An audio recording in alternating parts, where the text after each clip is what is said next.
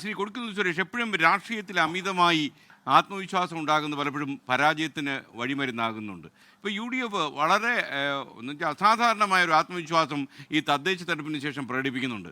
അത് നിങ്ങളുടെ നേതാക്കന്മാരുടെ വാക്കുകളിലൊക്കെ വളരെ വളരെ പ്രകടമാകുകയും ചെയ്യുന്നു. നിങ്ങൾ വിജയിച്ചു കഴിഞ്ഞു എന്ന രീതിയിൽ സംസാരിക്കുന്ന ചില നേതാക്കന്മാരെ പോലും നമ്മൾ കാണുന്നു ഓരോ ദിവസവും. എന്താണ് ഇത്രയധികം ഒരു ആത്മവിശ്വാസത്തിനുള്ള കാരണം?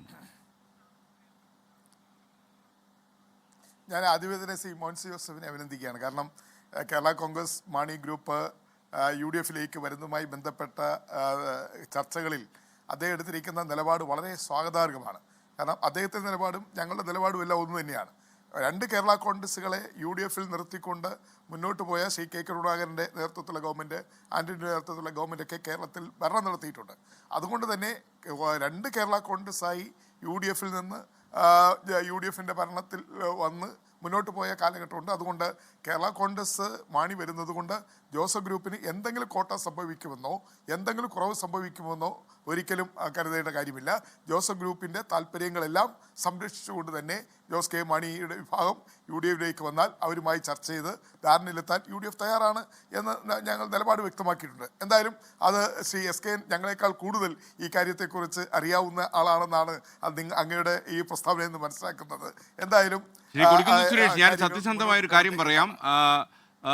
നേരിട്ട് തന്നെ ചില കാര്യങ്ങൾ നമുക്ക് ബോധ്യപ്പെട്ടതിന് ശേഷമാണ് ഇത്തരമൊരു ചർച്ച നടത്താൻ ഞാൻ തയ്യാറായത്. അല്ലെങ്കിൽ താങ്കൾക്കറിയാമല്ലോ, ഒരു കേട്ടുകേൾവി ചോദിച്ചിട്ട് ചർച്ചയൊന്നും നടത്താൻ ഞാൻ ഇറങ്ങിത്തിരിക്കില്ല ഈ വയസ്സാകാലത്ത് എന്ന് താങ്കൾക്കറിയാമല്ലോ. തീർച്ചയായിട്ടും അങ്ങയെ ഞാൻ ഖണ്ഡിക്കുകയല്ല. അങ്ങയുടെ അഭിപ്രായത്തെ എന്നോട് വിയോജിപ്പല്ല. തീർച്ചയായിട്ടും അങ്ങേക്ക് വളരെ റിലയബിൾ സോഴ്സിൽ നിന്നുള്ള വിവരം കിട്ടിയത് കൊണ്ടായിരിക്കും അങ്ങ് തുടക്കം മുതലേ ഈ കാര്യം പറയുന്നത്. അതിനകത്ത് എനിക്ക് വ്യത്യസ്തമായ അഭിപ്രായമില്ല.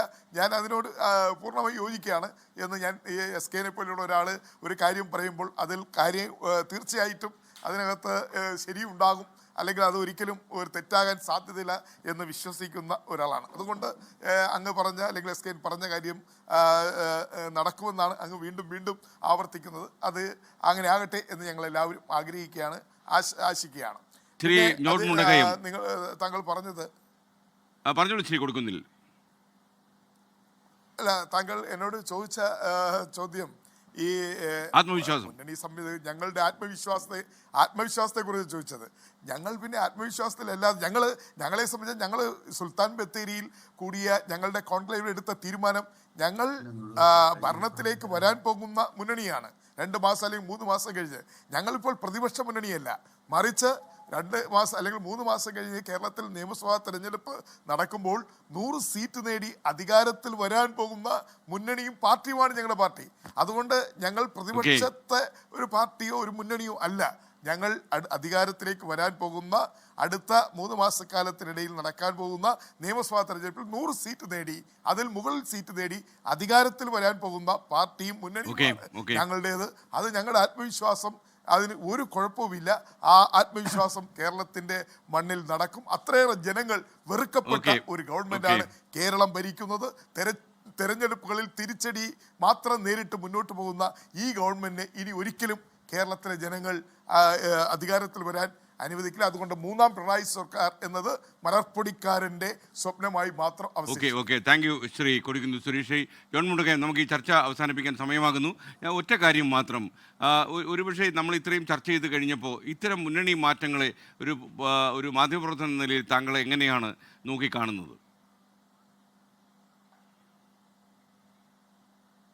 ഈ മുന്നണി മാറ്റങ്ങൾ എപ്പോഴും അധികാരത്തിന് വേണ്ടി, കേരള കോൺഗ്രസിനെ എന്ന പാർട്ടിയെ സംബന്ധിച്ച് ഇപ്പോൾ ജോസഫ് ഗ്രൂപ്പുണ്ട്, മാണി ഗ്രൂപ്പുണ്ട്. നമുക്കറിയാം കേരള കോൺഗ്രസ് 1964 രൂപം കൊണ്ടതിന് ശേഷം ഇതുവരെ 13 തവണ പിളർന്നിട്ടുണ്ട്, 6 തവണ ലയിച്ചിട്ടുണ്ട്. ഈ ഷഷ്ഠബ്ദപൂർത്തി കഴിഞ്ഞ ഈ പാർട്ടിയെ സംബന്ധിച്ച് ഈ പാർട്ടിയെ സംബന്ധിച്ച് എല്ലാവരുടെയും ആദർശം നിലപാടുകളെല്ലാം ഒന്ന് തന്നെയാണ്. അധികാരത്തിന് വേണ്ടിയാണ്. അധികാരത്തിലൂടെ അവരുടെ കൂടെ നിൽക്കുന്ന ആളുകളെ സഹായിക്കാൻ വേണ്ടി ശ്രമിക്കുന്നു. അപ്പോൾ മുന്നണി മാറ്റം എപ്പോഴും അധികാരത്തിൻ്റെ ഭാഗമായിട്ടാണ് ഈ കേരള കോൺഗ്രസിൻ്റെ 2 ഘടകങ്ങൾ. ഇവരെല്ലാം ഈ ഇടതുപക്ഷത്തും വലതുപക്ഷത്തും എല്ലാം മാറി മാറി പോയിട്ടുണ്ട്, ഭരിച്ചിട്ടുമുണ്ട്. അടവ് നയത്തിൻ്റെ ഭാഗമായിട്ട് CPM ഇവരെല്ലാം മാറി മാറി ഉപയോഗിച്ചിട്ടുമുണ്ട്. അതുകൊണ്ട് ഇപ്പം നാളെ ജോസ് കെ മാണി UDF-ലേക്ക് പോകുന്നു പറഞ്ഞ് CPM കണ്ണീർ വാർത്തിട്ട് ഒരു കാര്യവുമില്ല.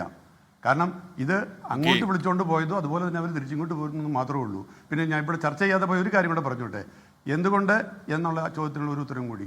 പാലാ സീറ്റ് തീർച്ചയായിട്ടും ജോസ് കെ മാണിയെ സംബന്ധിച്ച് ജോസ് കെ മാണിയുടെ വലിയൊരു പ്രശ്നമാണ്, അദ്ദേഹത്തെ ഏറ്റവും വേദനിപ്പിക്കുന്ന ഒരു കാര്യമാണ്. ആ സീറ്റ് വീണ്ടെടുക്കുക എന്നുള്ളത് അദ്ദേഹത്തിൻ്റെ ആവശ്യമാണ്. ആ സീറ്റ് വീണ്ടെടുക്കണമെങ്കിൽ അതിനും അദ്ദേഹത്തിന് UDF-ലേക്ക് വന്നേ പറ്റും. അത് വീണ്ടെടുക്കുക മാത്രമല്ല, അത് വിജയിക്കുകയും വേണം. കാരണം കേരള കോൺഗ്രസ് മാണി ഗ്രൂപ്പ് എത്രമാത്രം സീറ്റ് നേടിയാലും എത്രമാത്രം വളർന്നാലും അദ്ദേഹത്തിന് തട്ടകമായ പാലായിൽ ആ സീറ്റ് അദ്ദേഹത്തിന് വീണ്ടെടുക്കാൻ കഴിഞ്ഞില്ലെങ്കിൽ അദ്ദേഹത്തിന് ക്ഷീണം തന്നെയായിരിക്കും. ഏത് നിലയിൽ നോക്കിയാലും ജോസ് കെ മാണിയെ സംബന്ധിച്ച് UDF-ലേക്ക് വരികയല്ലാതെ മറ്റു മാർഗമില്ല. Thank you Shri John Mundakayam. Shri Anilkumar, ഒരു 30 സെക്കൻഡ് താങ്കൾക്കെടുക്കാം. താങ്കൾക്ക് ഒരു മറുപടി പറയണം എന്ന് ഉദ്ദേശമുണ്ടെങ്കിൽ ശ്രീ കൊടിക്കുന്നിൽ സുരേഷിന്. നല്ല ആത്മവിശ്വാസം LDF-നുണ്ട്. ഞങ്ങൾ ഏറ്റവും കൂടുതൽ പഞ്ചായത്ത് തെരഞ്ഞെടുപ്പിൽ തോറ്റത് 2010. 2011 തദ്ദേശ നിയമസഭാ തെരഞ്ഞെടുപ്പ് നടന്നു. എന്തായിരുന്നു LDF? ഞങ്ങൾക്ക് എത്ര സീറ്റ് കിട്ടി? ആ ചരിത്രം ബഹുമാനപ്പെട്ട മോൻസ് ജോസഫിന് ഓർമ്മയുണ്ടല്ലോ. അതുകൊണ്ട് ഇടതുപക്ഷ ജനാധിപത്യത്തിന് അങ്ങനെ ആകെ ദുർബലമായെന്ന് കരുതണ്ട. 2009 PJ ജോസഫ് ലോക്സഭാ തെരഞ്ഞെടുപ്പിന് ശേഷം ഞങ്ങളുടെ കൂടെ നിന്ന് പോയി, ബഹുമാനപ്പെട്ട മോൻസ് പോയി, ഞങ്ങളാകെ തകർന്നു പോയോ? ബഹുമാനപ്പെട്ട മോൻസ് ആലോചിച്ച നമ്മൾ ഒരുമിച്ച് നിന്നല്ലേ, ഞങ്ങൾ തകർന്നു പോയില്ല. അപ്പോൾ ഞങ്ങളെ സംബന്ധിച്ച് ഇന്ന് കേരളത്തിനകത്ത് UDF ഉണ്ടാക്കുന്ന ഒരു അട്ടിമറിയുടെ ഗൂഢാലോചനയാണ്. ഇത് വ്യാജ നിർമ്മിതിയാണ്. ആ നിർമ്മിതിക്ക് മാധ്യമപ്രവർത്തകർ ഇരയാകുന്നു, SKN ഇരയാവുകയാണ്. അതിനപ്പുറത്തൊന്നും ഇന്നത്തെ രാത്രിയിൽ എനിക്ക് പറയാനില്ല. ഈ കെട്ടുകഥ ഞങ്ങൾ ഈ കേരളത്തിലെ ജനങ്ങൾ പൊളിക്കും. ഇതാണ് ഞങ്ങളുടെ ആത്മവിശ്വാസം. Thank you Shri Anilkumar. ഞാനൊരു വാദപ്രതിവാദത്തിനില്ല, ഞാൻ ഒരു ഇരയായിട്ടില്ല എന്ന് മാത്രം പറയുന്നു. മാത്രമല്ല, ഒരാഴ്ചയ്ക്കകം സംഭവിക്കാൻ പോകുന്ന യാഥാർത്ഥ്യങ്ങളോടാണ് ഈ അഡ്വക്കേറ്റ് അനിൽകുമാർ പ്രതികരിക്കുന്നത് എന്ന് മാത്രം പറയാം. കാരണം നമ്മൾ നാളെയും നമ്മൾ രണ്ടുപേരും ഇവിടെ ഉണ്ടാകുമല്ലോ, നമുക്ക് അപ്പോൾ വിലയിരുത്താം.